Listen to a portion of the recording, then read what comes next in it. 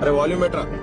నీకు నువ్వే బంధువు, నీకు నువ్వే శత్రువు, నువ్వెవరో తెలుసుకో. భార్య భర్త కుక్క తోక అని మాట్లాడద్దు, అనవసరం తీసే మొత్తం. నీకు నువ్వే శత్రువు, నీకు నువ్వే మిత్రుడు. నీ జీవితం బాగుపడిందంటే ఒక్కటే మాట గుర్తు పెట్టుకోవాలి.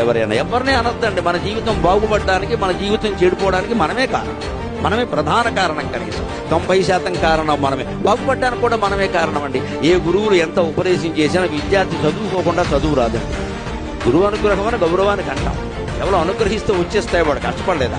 అలాగే విద్యార్థి చెడిపోతే కూడా గురువు బాధ్యత వహించాలి. అలా వాడే ప్రధానం.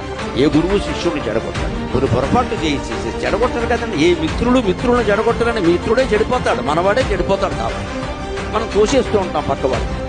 మన జీవితం బాగుపడితేనేమో మనది, చెడిపోతేనేమో వాడెవడో జరగొట్టాడు. చెడిపోవడానికైనా బాగుపడడానికైనా మనమే కాదు. దాన్ని ఒప్పుకుంది.